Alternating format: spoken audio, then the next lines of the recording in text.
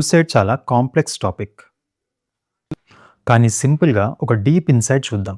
ఇది అర్థమైతే రఫ్‌గా సూసైడ్ ఎందుకు జరుగుతుందో ఒక అవగాహన వస్తుంది. ఒక అనాలజీ. ఒకే కంపెనీలో తయారైన ఒకే టైపు వస్తువులు 2 ఒక్కో చేతిలో పట్టుకున్నాననుకోండి. ఇవి కింద పడినా, విసిరికొట్టినా విరగకూడదనే లక్ష్యంతో మంచి క్వాలిటీతో బాగా డిజైన్ చేసి తయారు చేశారు. కానీ ఎక్కడో ఒక చిన్న పొరపాటు జరిగి ఒక వస్తువు లోపల ఒక క్రాక్, పగులు ఏర్పడింది. బయటకు కనిపించడం లేదు. ఇప్పుడు 2 వస్తువులను నేల మీదకి విసిరాను. మళ్ళీ చేతిలోకి తీసుకొని విసిరి కొడుతున్నాను. క్రాక్ లేనిది ఎన్నిసార్లు విసిరినా విరగలేదు. కానీ క్రాక్ ఉన్నది 4, 5 సార్లు విసిరాక విరిగిపోయింది.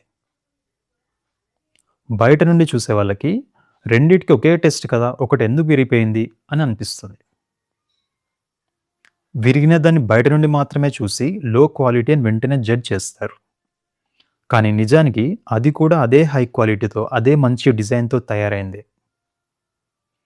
కేవలం ఒక పొరపాటు వల్ల చిన్న లోపం, ఫ్లా ఉండిపోయింది. ఆ లోపం మీద కంటిన్యూస్‌గా ఇంపాక్ట్, ఒక తాకిడిచ్చాక క్రాక్ పెద్దదవుతూ బ్రేకింగ్ పాయింట్‌కి చేరి పగిలిపోయింది. క్రాక్ ఉన్నదాన్ని ఒక్కసారి కూడా విసరకుండా ఉంటే దాన్ని లైఫ్ టైం వాడొచ్చు. అలాగే క్రాక్‌ని గుర్తించి సరిచేసుకుంటే కూడా దాన్ని లైఫ్ టైం వాడొచ్చు. అండ్ క్రాక్ లేకుండా ఉంటే ఎన్ని సార్లు విసిరినా లైఫ్ టైం వాడొచ్చు. సమస్య ఎప్పుడొస్తుంది? క్రాక్ ప్లస్ కంటిన్యూస్ ఇంపాక్ట్ రెండూ కలిసి మల్టిప్లై అయినప్పుడే వస్తుంది. ఇలాంటి కాంబినేషనే మనుషుల్లో కూడా కొన్నిసార్లు జరుగుతుంది. అప్పుడే సూసైడల్ టెండెన్సీ వస్తుంది. వాళ్ళ లోపలున్న క్రాక్‌ని గుర్తించకుండా బయట కనిపించే ఇంపాక్ట్‌ని మాత్రమే చూసి సరైన సమయంలో హెల్ప్ చేయకపోతే, లేదా వాళ్ళు తమకు తాము హెల్ప్ చేసుకోలేకపోతే అది సూసైడ్‌కి దారితీస్తుంది. వాళ్ళు పిరికివాళ్ళు, చిన్న సమస్యకే ఎక్స్‌ట్రీమ్ స్టెప్ తీసుకున్నారు. మేము ఓడిపోలేదా? మేము బాధలు పడలేదా? అప్పులు చేయలేదా? చదువు, ఉద్యోగం, డబ్బు ఉన్నా ఎందుకిలా చనిపోతారు అని మనం ఎన్నో మాట్లాడుకుంటాం గదా! అవన్నీ కేవలం బయట ఇంపాక్ట్ గురించి పైపైన తెలుసుకొని చెప్పే అభిప్రాయాలు మాత్రమే. లోపలున్న క్రాక్ గురించి, కంటిన్యూస్‌గా జరిగే రెండిటి కాంబినేషన్ గురించి మన అవగాహన దాదాపు 0 అనుకోవచ్చు. మానసికంగా సున్నితంగా, బలహీనంగా ఉండే వాళ్ళని పిక్ చేసుకోండి.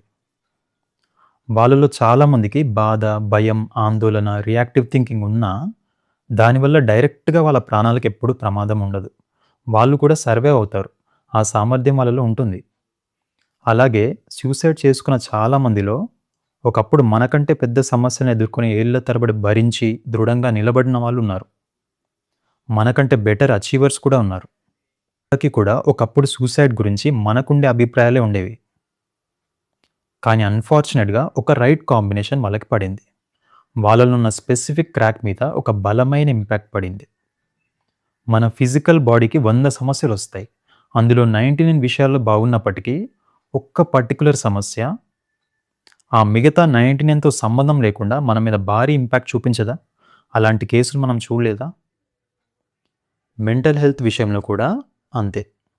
మనకి ఓవరాల్ స్ట్రెంగ్త్ ఇంకా రెసిలియన్స్ ఎంత ఎక్కువున్నా ఒక స్పెసిఫిక్ వల్నరబిలిటీ ఉండొచ్చు. అది డ్యామేజ్ చేయగలుగుతుంది.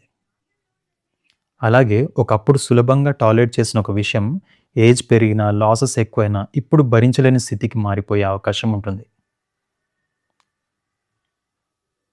సరే, ఇంతకీ క్రాక్ అంటే ఏంటి? మనుషుల్లో రకరకాల వల్నరబిలిటీస్ ఉంటాయి. అంటే బలహీనతలు. ఒక్క పర్టిక్యులర్ విషయంలో సులభంగా గాయపడే, హానికి గురయ్యే అంశాలు. రక్షణ లేకుండా ఎక్స్‌పోజ్ అయి ఉండేవి. సైకాలజీలో దీన్ని డయాథీసిస్ అంటారు. అంటే అంతర్లీనంగా ఇన్‌బిల్ట్‌గా మనలో దాచబడి ఉండే బలహీనతలు. ఇవి ప్రధానంగా 4 రకాలుగా ఉంటాయి. జన్మతా వచ్చినవి, ఒకరి ఫ్యామిలీ హిస్టరీలో మానసిక అనారోగ్యం లేదా సూసైడ్ ఉండటం, బ్రెయిన్ స్ట్రక్చర్‌లో తేడాలుండటం. రెండవది గత అనుభవాలు.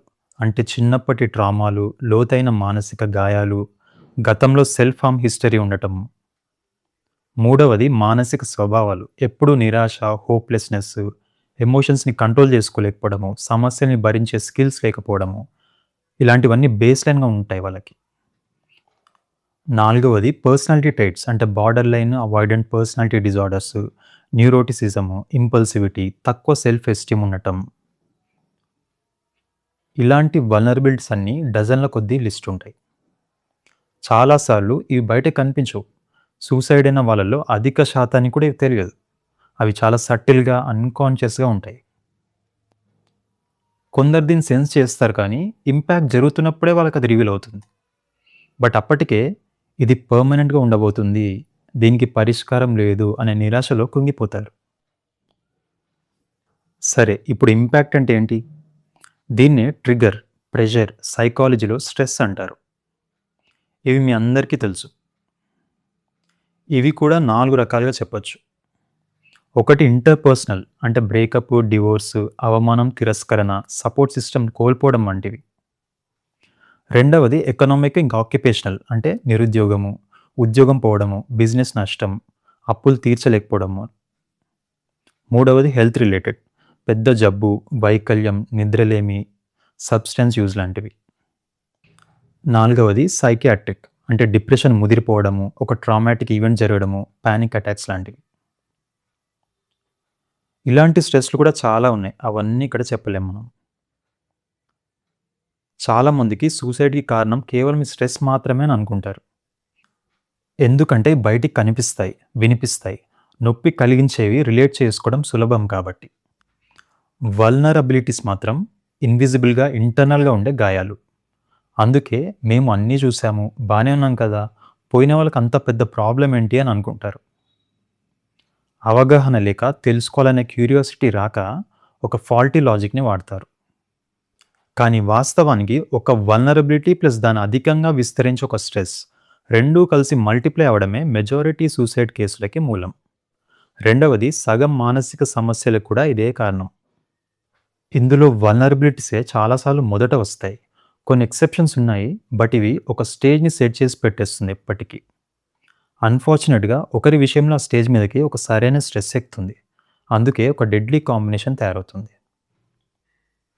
ఉదాహరణకి, కొంతమందికి రిలేషన్‌షిప్ ఫెయిల్ అయిందని, డివోర్స్ అయిందని చనిపోతారు.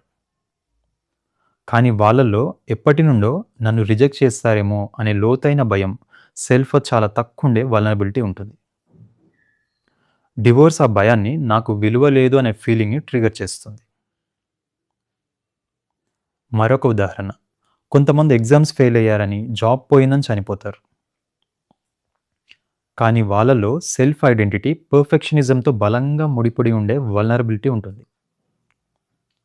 జాబ్ పోగానే నేను ఫెయిల్ అయ్యాను, అవమానకరంగా ఉన్నాను అనే ఫీలింగ్ ట్రిగ్గర్ అవుతుంది వాళ్ళలో. వాళ్ళ దృష్టిలో తమ విలువ పడిపోతుంది. ఇప్పుడు మనం mental health point of view నుండి ఒక ముఖ్యమైన విషయం, దీన్ని పాజిటివ్‌గా తీసుకోండి. మనలో స్ట్రెస్ ఎక్కువ మందికి ఉంటుంది. 100కి 90 మంది చేతులెత్తుతారు. కానీ వల్నరబిలిటీ ఉందా అని అడిగితే 10 మంది కూడా చేతులెత్తరు. కానీ నిజానికి చాలా మందిలో ఇవి ఉంటాయి. అదే ప్రధాన సమస్య. మీలో ఏదైనా బలహీనత, ఒక క్రాక్ ఉందా అని చెక్ చేసుకోండి. అది ఏ విషయంలో ఉంది, ఎంత బలంగా ఉంది, ఎలాంటి స్ట్రెస్ దాన్ని యాంప్లిఫై చేస్తుంది అని అవగాహన తెచ్చుకోండి. అది ఎంత చిన్నదైనా ఉంటే జాగ్రత్తగా ఉండాలి. దానిపై వర్క్ చేయాలి. నేను మెంటల్‌గా చాలా స్ట్రాంగ్ అనే భ్రమలో ఎప్పుడూ ఉండకూడదు. ఎందుకంటే చిన్న వల్నరబిలిటీ అయినా స్ట్రెస్‌కి దాన్ని యాంప్లిఫై చేసి ఎక్స్‌ట్రీమ్ క్రైసిస్‌లోకి నెట్టేసే శక్తి ఉంటుంది. మీకు తెలిసిన వాళ్ళు ఎవరైనా సఫర్ అవుతుంటే లోపల ఏం జరుగుతుందో ముందు తెలుసుకోవాలని అర్థం చేసుకోండి. సాధ్యమైతే ప్రొఫెషనల్ హెల్ప్ తీసుకోవడానికి ప్రోత్సహించండి, లేదా మీరే తీసుకెళ్ళండి.